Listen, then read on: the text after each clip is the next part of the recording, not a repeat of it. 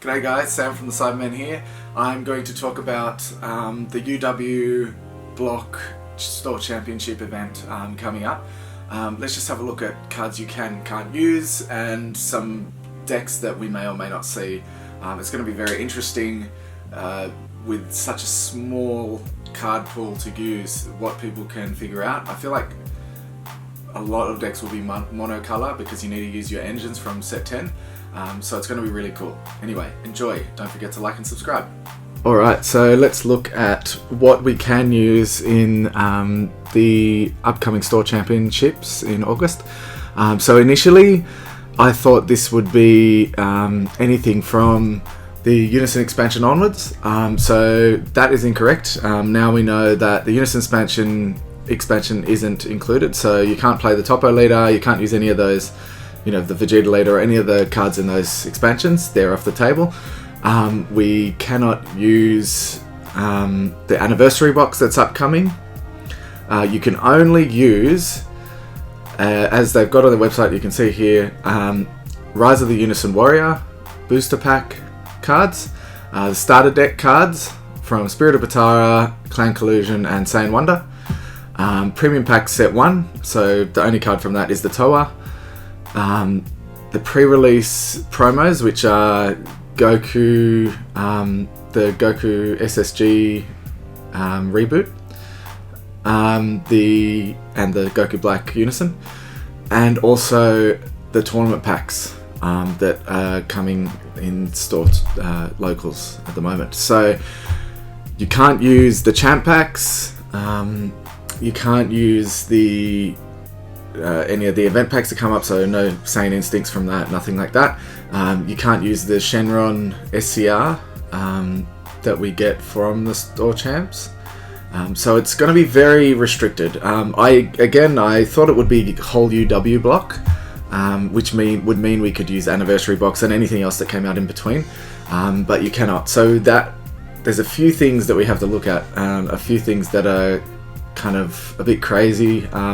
There pretty much is only 1 or 2 negates in the whole available pool of cards.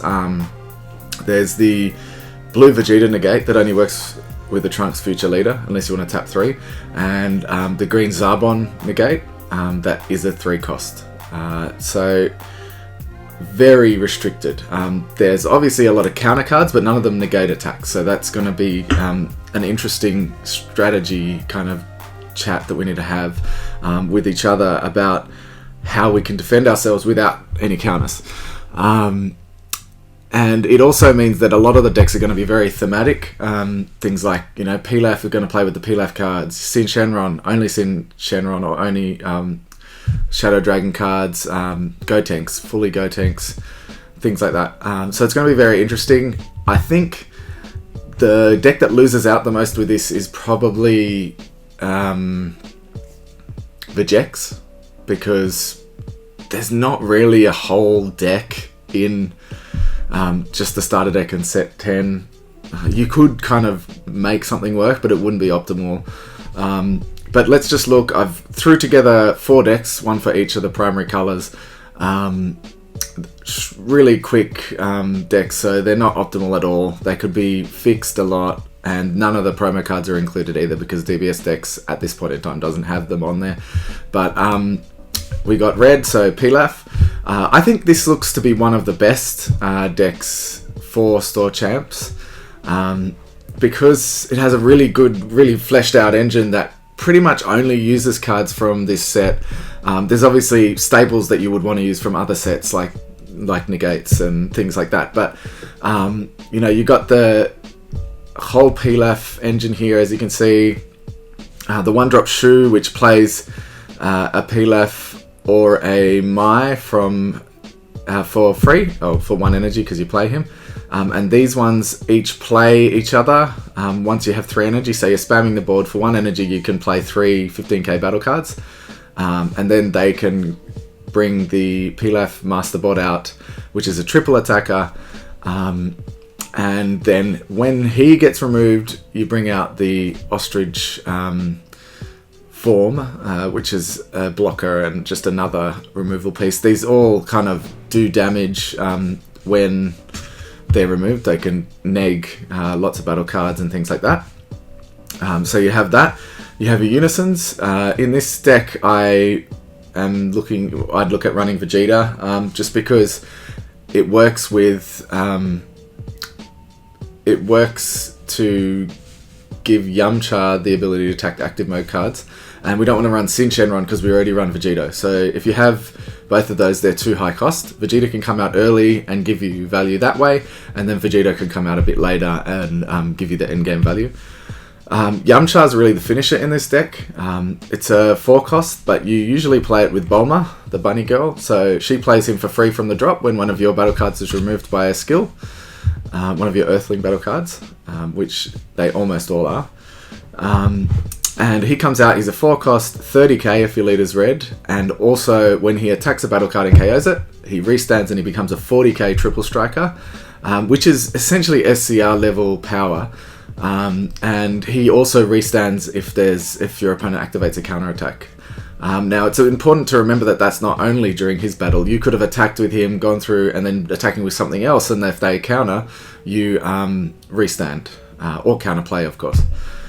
So it's a lot of value there for essentially no energy if you get him out with Bulma. And then we have the Bardock, of course, which comes out for free when you deal damage. So he's just a double striker that also restands on counter.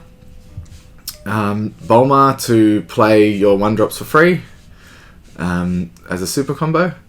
And Pilaf's Castle, I was umming and ahhing on whether to include this. It's not an amazing field card, but it does help you filter your hand, and also just buff smaller cards to deal more damage.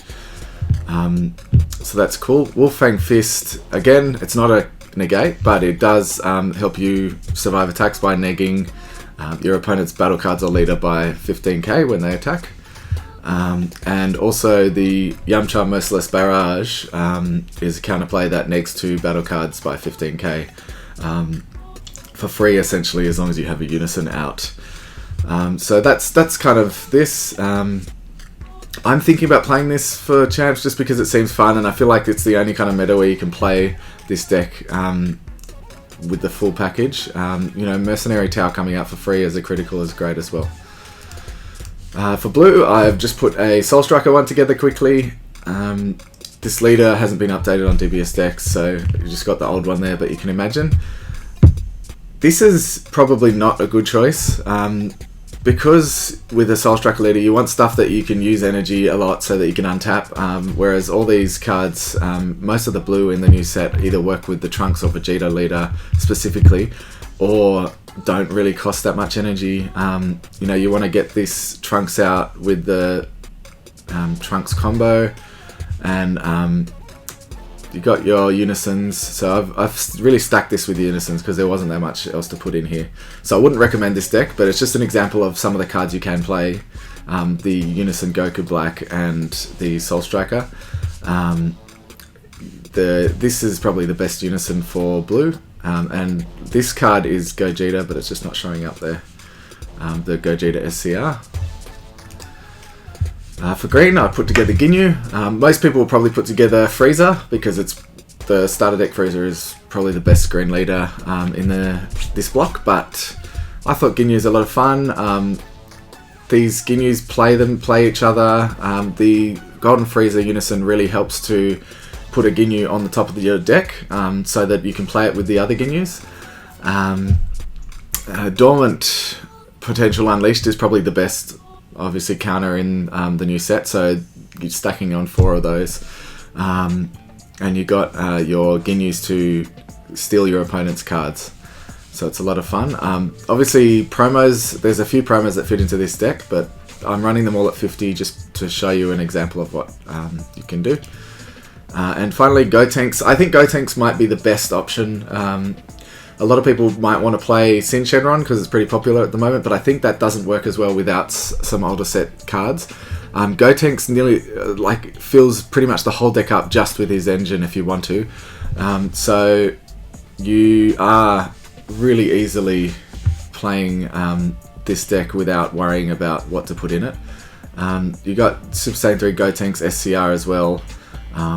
DBS Dex just needs to update their pictures, I guess. But playing this with the two Unisons here, Miki Kabura is really good at endgame stuff, stealing their SCRs, and Gogeta just really helps push, draw lots of cards and filter your deck. So this is a lot of fun. I do think Gotenks will be the best deck for Store Champs, but that's neither here nor there. I think it's going to be very, very interesting seeing what people come up with. It's unfortunate we can't use things like Toppo and Vegeta from the expansion sets or the anniversary box, especially since the anniversary box has some negates. We've already seen red Goku negate and the blue Android 21 negate, even though that does all that energy ramp stuff with Android 16. You can still negate attacks with it, so that would have been an auto include if we were allowed to play it, but we can't at the moment. So that's all we got to do.